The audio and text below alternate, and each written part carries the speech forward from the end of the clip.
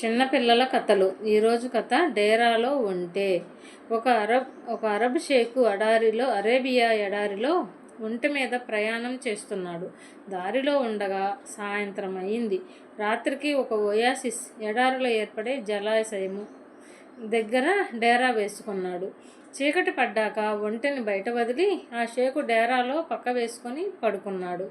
ఎడారిలో పగటిపూట బాగా ఎండగా ఉంటుంది. మండే సూర్యుడు, ఎక్కడ నీడ ఉండదు. కానీ రాత్రి మట్టుకు ఇసుక చల్లారిపోతుంది. చాలా చలిగా ఉంటుంది. ఆ చలిలో వణుకుతూ షేకు దుప్పటి కప్పుకొని నిద్రపోయాడు. బయట ఉన్న ఒంటికి చాలా చలి వేసింది. చివరికి డేరాలో ముక్కు దూర్చి, షేకు, ఇవాళ చాలా చల్లగా ఉంది.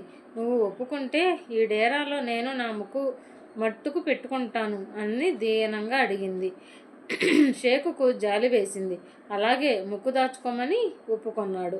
కొంతసేపటికి ఒంటె షేకుని మళ్ళీ నిద్రలేపింది. ముక్కొక్కటే పెట్టుకుంటే చలి ఆగట్లేదని, అలాగే తలదాచుకోవడానికి చోటు ఇవ్వమని అడిగింది. షేకు ఒప్పుకున్నాడు. తల పెట్టుకున్నాక కొంతసేపటికి ఒంటె షేకుని మళ్ళీ నిద్రలేపి, తలదాచుకున్నాక మెడమట్టుకు ఎంత స్థలం కావాలి, మెడ కూడా పెట్టుకోనా అని అడిగింది. షేకు మళ్ళీ ఒప్పుకున్నాడు. అక్కడితో ఆగిందా? ఇలా కొంచెం కొంచెం డేరాలోకి దూరి, ముందు కాళ్ళు, ఒళ్ళు, తోక కూడా డేరాలోకి దూర్చింది. ఒక మనిషి కోసం వేసుకున్న డేరాలో అంత పెద్ద ఒంటె ఎలా పడుతుంది?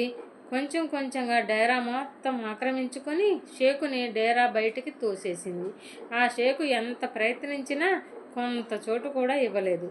అసలు ఆ షేకుని మళ్ళీ డేరాలోకి కాలు పెట్టనివ్వలేదు. పాపం, ఆ షేకు ఒంటెకు మంచి చేయబోతే చివరికి చలి ఎడారిలో రాత్రి గడపాల్సిన పరిస్థితి వచ్చింది. మన జీవితంలో చెడు అలవాట్లు కూడా ఆ ఒంటె లాంటివే. మొదటిలో ఇది చిన్న విషయమే కదా, మన కంట్రోల్లో చేయవచ్చు అనిపిస్తుంది. కానీ ఆ అలవాటు మనకు తెలియకుండానే పెద్దదిగా మారిపోయి మన జీవితమంతా ఆక్రమించుకుంటుంది. మొదటిలో అలవాటే, కానీ రాను రాను గ్రహపాటు అవుతుంది. అందుకే చిన్నదే అయినా సరే దాని ముక్కు దూర్చే అవకాశం మనం ఇవ్వకూడదు పిల్లలారా. చూసారా పిల్లలారా, ఒక చిన్న అలవాటు, చెడ్డ అలవాటు ఉందంటే దానివల్ల ఒక అబద్ధం ఆడితే 100 అబద్ధాలు ఎలా ఆడాల్సి వస్తుందో, అలాగే ఒక చిన్న అలవాటు, చెడ్డ అలవాటు చేసుకున్నామంటే దానివల్ల ఎన్నో చెడ్డ అలవాట్లు మన జీవితంలోకి వస్తాయి.